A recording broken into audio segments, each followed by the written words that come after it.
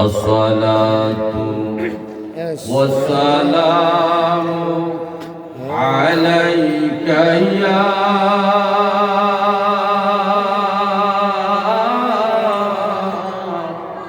رسول الله.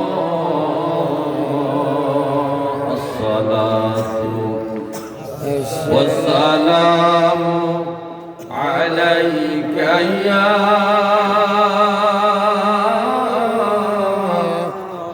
حبيب الله. الصلاة والسلام عليك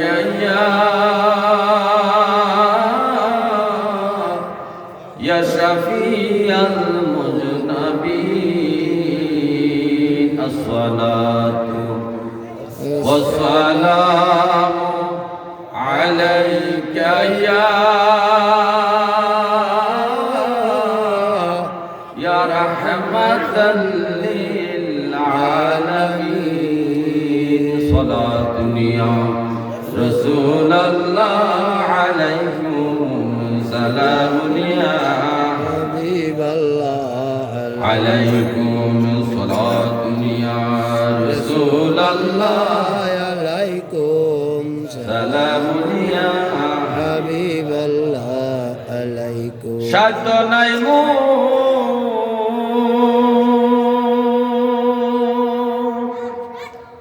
যাইতে আপনার দ্বারে, বেদনা সর্ব সাইব কি করে। সালাতুন ইয়া রাসূলুল্লাহ عليكم সালামুন ইয়া হাবিবাল্লাহ আলাইকুম সালাতুন ইয়া রাসূলুল্লাহ عليكم সালামুন ইয়া حبيب الله عليكم আল্লাহুম্মা সাল্লি আলা মুহাম্মাদ ওয়া আলা আলি সাইয়্যিদিনা মুহাম্মাদ ওয়া আলা আলি سيدنا محمد বাপের বোঝা মাথায় লইয়া কাঁদতেছি, ক্ষমা ভিক্ষা দাও গো দয়াল মাওলাজি। আল্লাহুম্মা সাল্লি আলা মুহাম্মাদ ওয়া আলা আলি سيدنا محمد وعلى آل سيدنا لا إله إلا الله لا إله إلا الله لا إله إلا الله لا إله إلا الله لا إله إلا الله لا إله إلا الله محمد رسول الله صلى الله عليه وسلم الحمد لله মহান রব্বে কারীমের দরবার অত্যন্ত শুকরিয়া জ্ঞাপন করছি যে আজ আমার মহান মালিক আমাদেরকে প্রেমুর সকল ব্যবসায়ী উদ্যোগে কবরবাসীদের রুহের মাগফিরাতের কামনা ইসলামী সুন্নি মহাসম্মেলন, উক্ত সম্মেলনের সম্মানিত সভাপতি সহসভাপতি সহ প্রধান অতিথি, প্রধান বক্তার বিশেষ বক্তা সহ দিগার ওলামে কেরাম, তাড়াতাড়ি করতেছি বুঝছেন না, আসার সময় আসতেছে ঠিক আছে।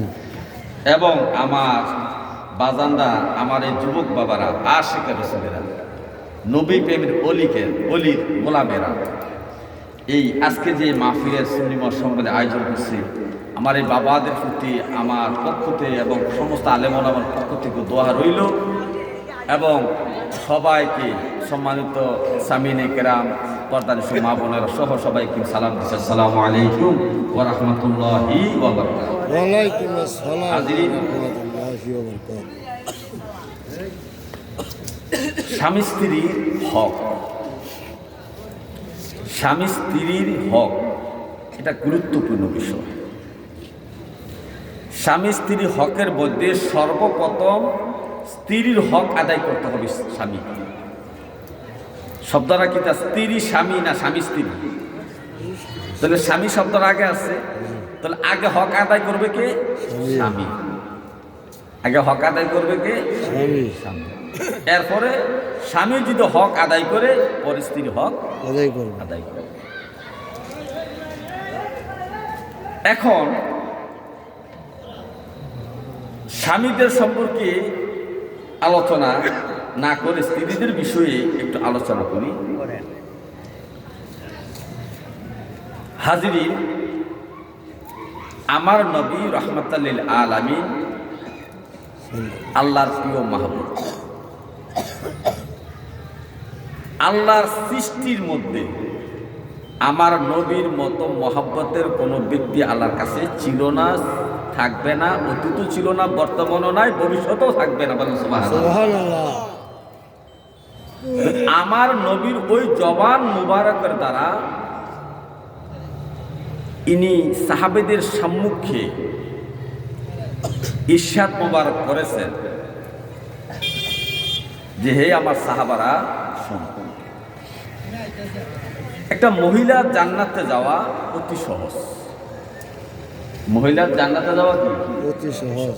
শরীয়তের অনেক হুকুম আহকাম তাদের উপরে বর্তায় না।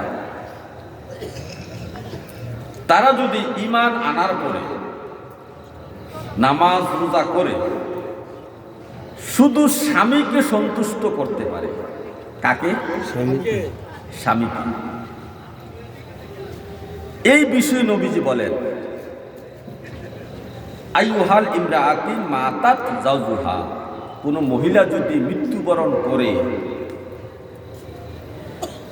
যাওজুহা আনহা রাদিন, যাওজুহা আনহা রাদিন, তার স্বামী তার প্রতি খুশি, তার স্বামীর কোনো অভিযোগ নাই স্ত্রীর প্রতি, কোনো বিষয়ে অভিযোগ নাই। সেবার বেলা হোক, সাংসারিক বেলা হোক, কোনো বেলাই স্বামী স্ত্রীর প্রতি কোনো অভিযোগ করে নাই। মৃত্যুর পরও করে নাই, করে না, মৃত্যুর আগেও কি করে নাই। ওই ধরনের মহিলা যদি স্বামীকে খুশি রাখিয়া মৃত্যুবরণ করে, নবীজি বলছেন দাখালাতিল জান্নাহ, সে জান্নাতে প্রবেশ করে। বলেন সুবহানাল্লাহ। ঈমান প্রথম শর্ত কি? ঈমান। ঈমান আনার পরে যদি সে নামাজ রোজা ঠিক রাখিয়া, কারণ হজ জাকাত তো পরের বিষয়, কারণ হজের উপযুক্ত হজ করবে, জাকাত দিবে মহিলা, এটা তো সময়ের ব্যাপারে এটা ফরজ হয়। কিন্তু প্রথম ফরজটা ঈমান, এরপরে নামাজ, এরপরে রোজা। এই তিনটা কাজ করে যদি সে স্বামীকে খুশি করে মৃত্যুবরণ করে, নবীজি বলেছেন দাখালাতাল জান্নাহ, সেই মহিলাটা জান্নাতে চলে যাবে, জান্নাতে অবশ্যই প্রবেশ করবে। হে আমার ভাইও, এই মহিলারা পুরুষের থেকে একটু ব্যতিক্রম। আল্লাহ এদেরকে ব্যতিক্রমী অবস্থা সৃষ্টি করেছে। আপনাকে আমাকে সৃষ্টি করা হয়েছে জমিনে, মাটির দ্বারা সৃষ্টি করা হয়েছে। মাটিতে সব কিছু আছে, আয়রন আছে, ক্যালসিয়াম আছে, যত কেমিক্যাল পদার্থ সব কিছু মাটির মধ্যে নিহিত আছে। এই জন্য পুরুষের শরীরের মধ্যে যত পদার্থ আছে, নারীর শরীরের মধ্যে তত পদার্থ নাই। নারীকে সৃষ্টি করা হয়েছে পুরুষের বুকের হাড়ের দ্বারা। এই বুকের বাম পদরের হাড়, এই বাম দিকের হাড়ের দ্বারা, হাড়টা বাঁকা। বুকের হাড় কি সোজা? হাতে দেখো তো বাঁকা না? এই বাঁকা হাড় দিয়া এদেরকে তৈরি করা হয়েছে, জন্মগত এরা বাঁকা। তো মৃত্যুর আগ পর্যন্ত এরা বাঁকাই থাকবে, আপনি সোজা করতে পারবেন না।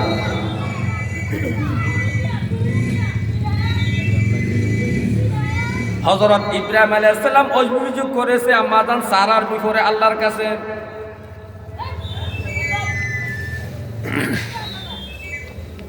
হযরত ওমর রাদিয়াল্লাহু তাআলা আনহু তার বিবি ছিলেন উম্মে কুলসুম, মা ফাতেমার মেয়ে। নাম শুনছে? মা ফাতেমার মেয়ে, হযরত আলীর মেয়ে, মা ফাতেমার মেয়ে উম্মে কুলসুম।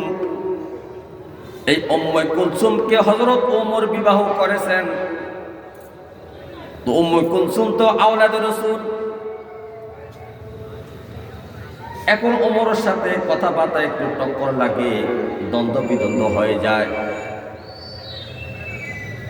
ওমরের সাথে রাগারাগি হয়, কথাবার্তা কাটাকাটি হয়। এমন একদিন ঘরের মধ্যে ওমর আম্মা জান উম্মে কুলসুম ঝগড়া করতেছেন, আর একজন সাহাবী বিচার নিয়ে আইছে, খলিফাতুল মুসলিমিনের কাছে যাই, আমার বিবি যে আমার সাথে খারাপ ব্যবহার করে, আমার স্ত্রী সে আমার সাথে ঝগড়া করে, এর বিচারটা ওমরের কাছে দেই, উনি যত খলিফা উনি বিচারটা করে দিবেন। বিচারটা নিয়ে গেছে ওমরের বাড়িতে। ওমরের বাড়িতে যাইয়া বাড়ির উঠানের কাছে দাঁড়াইয়া শুনতেছে ওমর তার বিবির সাথে ঝগড়া করতেছে। কি করতেছে? ঝগড়া করতেছে। ওমর বাহিরে আওয়াজ শুনিয়া দরজা মিলিয়া দেখতেছে একটা লোক দাঁড়াইয়া আছে। ওমরকে দেখিয়া লোকটা বাড়ির দিকে আবার রওনা দিয়েছে। ওমর ডাক গেছে, এই আল্লাহর বান্দা এদিকে আসেন, ব্যাপার কি, কিসের জন্য আসছিলেন? আমি যে বিষয়ে অভিযোগ নিয়ে আসছিলাম, দেখলাম আপনার ঘরের মধ্যে ওই সমস্যা।